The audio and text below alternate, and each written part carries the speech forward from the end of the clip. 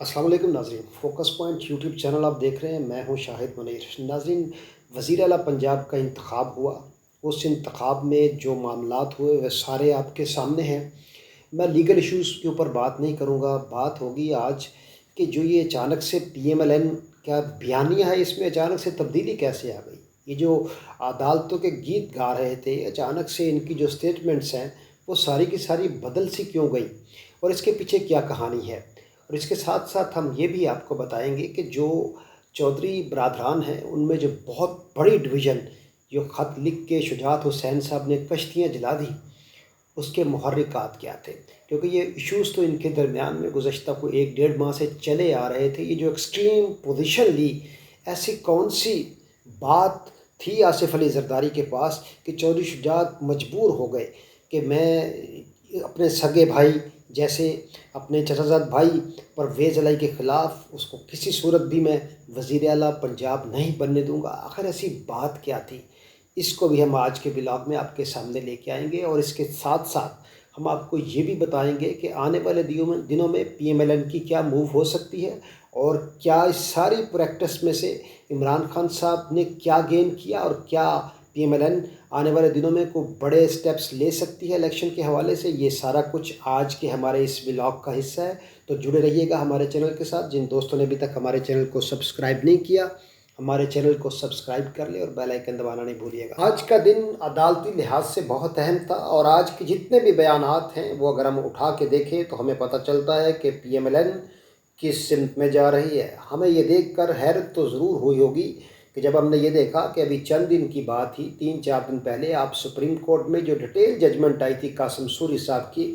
जो उनकी ऑब्जर्वेशन थी बतौर डिप्टी स्पीकर, उसके ख़िलाफ़ जो सुप्रीम कोर्ट का डिटेल फ़ैसला आया था उसमें ये कहा गया था कि आर्टिकल 6 भी लगना चाहिए कासिम सूरी पर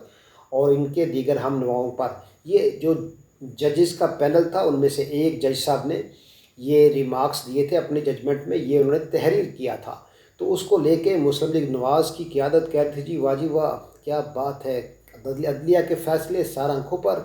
और हम ऐसे फ़ैसलों को बहुत अप्रिशिएट करते हैं। और पाकिस्तान में आइन और कानून की बालादस्ती हो रही है, इन फ़ैसलों को ये इंडिकेट करती है कि हमारी अदलिया फ़ैसले करने में कानून और इंसाफ को मलहूज़ खातिर रखती है। और नाज़रीन ये भी कह रहे थे कि इनके ऊपर हम बिल्कुल मनोवन अदलिया के फ़ैसले के ऊपर आंखें बंद करके ताज़ीम करते हुए जो पाकिस्तान तहरीक इंसाफ की क़यादत है उनके ऊपर केसेस बनाएंगे आर्टिकल 6 के, और उसके लिए ये मशावरत भी कर रहे थे। अब नाज़रीन ये इनका आलम है। गुज़श्ता सिर्फ ये 4-6 दिन पहले की बात है, ये स्टेटमेंट्स आपने देखी होंगी। अब नाज़रीन उससे थोड़ा सा और पीछे चलते हैं और देखते हैं कि इससे पहले क्या स्टेटमेंट्स थी। जब ये इमरान खान साहब का जब ये हुकूमत उनकी उन्होंने असम्बलियाँ डिज़ॉल्व की और ये केस अदालत में लगा हुआ था, अदालत ने वो फ़ैसला गैर आइनी करार दे दिया, असम्बली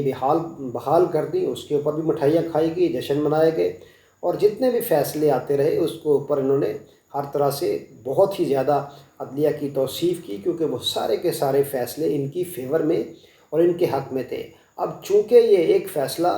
जो कि अभी आया है ये इनके अगेंस्ट गया है, इससे जो हमज़ा शहबाज हैं उनकी वज़ारत आला यकीनी तौर के ऊपर ख़त्म होने जा रही है और वो एक डमी किस्म के वज़ीर आला पंजाब यहाँ पे अभी काम कर रहे हैं। और चाहिए तो ये था कि इनको वो रिज़ाइन कर देते, इसमें उनकी इज़्ज़त बढ़ती कम ना होती, लेकिन उन्होंने इस तरह का तर्ज़ अमल अपना के अपनी इज़्ज़त व तौक़ीर को काफ़ी ज़रब लगाई है। अब जो आने वाले दिन हैं इसमें हमें ये देखने को मिलेगा कि राना सनाउल्लाह, मरियम औरंगज़ेब, जितनी भी क़यादत है, एहसन इकबाल, मरियम सफदर और जितनी भी इनकी टॉप लीडरशिप है वो अदलिया के ख़िलाफ़ खुल के बयानात देंगे। और ये सारे का सारा जो प्लान है, अगर इनको इस हकूमत से निकाल बाहर किया गया, जो कि ये भी काबिज़ हैं, कब्ज़ा किया हुआ है इन्होंने, क्योंकि ये इलेक्टेड तो है नहीं, तो जो ये कब्ज़ा इन्होंने किया हुआ, जब इनका कब्ज़ा ख़त्म होगा तो डेफ़िनेटली ये एक प्लान है कि हमने अदालतों के साथ अब फिर से हमने अदलिया के ख़िलाफ़ महाज़ खोलना है, क्योंकि ये इलेक्शन में जाना चाहते हैं और ये चाहते हैं कि जैसे इमरान खान ने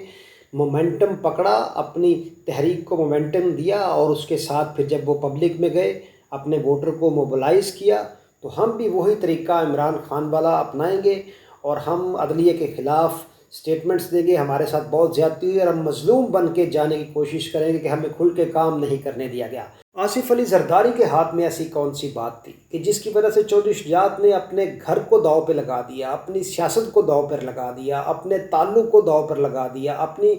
جماعت کے ٹکڑے کرنے پر تیار ہو گئے؟ وہ ایسی کون سی مجبوری تھی چودھری شجاعت کی؟ ناظرین، چودھری شجاعت صاحب کی مجبوری یہ تھی کہ ان کے بیٹے سالک حسین اور طارق بشیر چیمہ ایک پیج کے اوپر تھے۔ وہ اصل میں جو خداداد صلاحیتیں ہیں مونا صلاحی میں، وہ بدرجہ اتم پائی جاتی ہیں بطور سیاستدان، اور سالک حسین یہ سمجھتے تھے کہ مونا صلاحی آنے والے وقت میں جب میرے والد اس دنیا میں نہیں رہیں گے، کیونکہ ہر انسان نے جانا ہوتا ہے اور بیمار بھی ہیں، تو شاید میں وہ مقام اور مرتبہ نہ بنا سکوں جو والد کی زندگی میں بنا سکتا ہوں۔ تو انہوں نے یہ ایک سمارٹ موو لی کہ ہم اس میں یہ کرتے ہیں کہ ہم پی ایم ایل این کے ساتھ بیٹھ جاتے ہیں، اور انہوں نے اس سے پلان کر کے وہ انہوں نے وزارت لے لی ادھر پی ایم ایل این میں، اور یہ چودھری شجاعت کے بھائی پرویز الہی اور مونس الہی یہ الگ سے رہے۔ اب ناظرین، معاملہ یہ ہوا ہے کہ جو سالک حسین ہیں وہ یہ سمجھتے ہیں کہ مونس الہی کو بہت زیادہ ایکسپلوجر مل رہا ہے، مونس الہی جو ہے وہ بہت آگے جا سکتے ہیں، میں پیچھے رہ سکتا ہوں۔ یہ ایک پولیٹیکل جیلسی آپ کہہ لیں جو کہ فیملیوں میں عمومی طور کے اوپر پائی جاتی ہیں، اور یہ بھی آپ نے دیکھا ہوگا کہ بہت سارے فیملیوں میں چچا زاد بھائی بھی الیکشن لڑتے ہیں، تو یہ ایک پولیٹیکلی جیلسی فیل کرتے تھے سالک حسین مونس الہی سے، کیونکہ مونس الہی کو عمران خان بہت زیادہ ترجیح دیتے تھے، اور مونس الہی میں کچھ کوالٹیز بھی تھیں، انہوں نے اپنی وزارت بھی اچھے سے سنبھالی، اور پبلکلی بھی ان کا آؤٹ لک ٹھیک تھا، وہ بڑے فعال تھے۔ تو یہ چیز جو ہے نا وہ ہضم نہیں ہو پا رہی تھی سالک حسین کو، اور طارق بشیر چیمہ نے آصف علی زرداری اور شہباز شریف اور حمزہ کے ساتھ گٹھ جوڑ کر کے اب انہوں نے یہ یقین دہانی لے لی ہے کہ آپ ہمیں مسلم لیگ نواز کی ٹکٹس دیں گے، اور گجرات میں ان کو 4 سے 5 ٹکٹیں اس ریجن میں دی جائیں گی، اور ان کو جتوانے کے لیے پوری قوت لگائی جائے گی۔ لیکن ناظرین، وہ ایک اگلا مرحلہ ہے جو کہ ان کا خواب پورا ہوتا مشکل نظر آتا ہے، کیونکہ عمومی طور کے اوپر جو حلقہ جاتی سیاست ہے اس میں پرویز الہی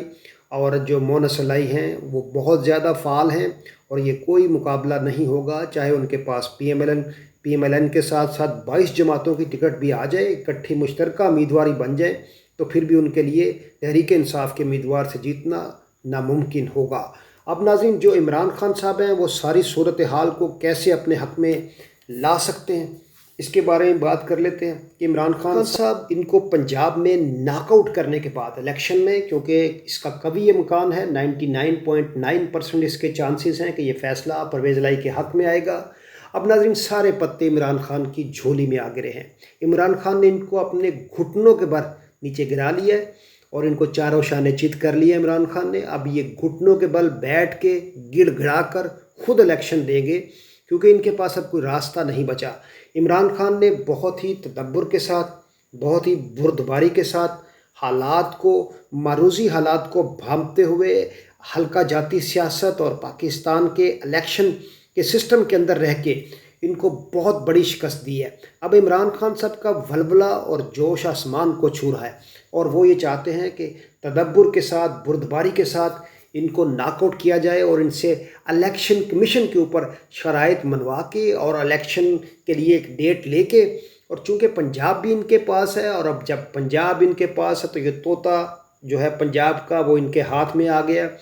اب ان کے لیے آنے والا ٹائم بہت سخت ہوگا، اور کنفرنٹیشن کی طرف پہلی طور پہ پی ایم ایل این جائے گی، اور پاکستان تحریک انصاف، یہ 11 جماعتیں ہیں، 22 بھی ہو جائیں، 20 بھی ہو جائیں، ان کی طاقت جتنی مرضی بن جائے سیاسی جماعتوں کی، عمران خان کا مقابلہ کرنا ان کے لیے انتہائی مشکل ہوتا جائے گا ہر آنے والے دن میں، اور تحریک انصاف کو مزید تقویت ملے گی۔ تحریک انصاف کی ٹکٹوں کے لیے تانتا بن جائے گا، اور عمران خان کی جماعت 2022 کے الیکشن میں جب بھی ہوگا، اکتوبر، نومبر، دسمبر، ایک بہت بڑی سیاسی قوت بن کر سامنے آئے گی، 2/3 اکثریت بھی حاصل کر سکتی ہے فری اینڈ فیئر الیکشن کی صورت میں۔ اپنا خیال رکھیے گا، اور اپنے چینل کا بھی۔ انٹل نیکسٹ ویڈیو، اللہ حافظ۔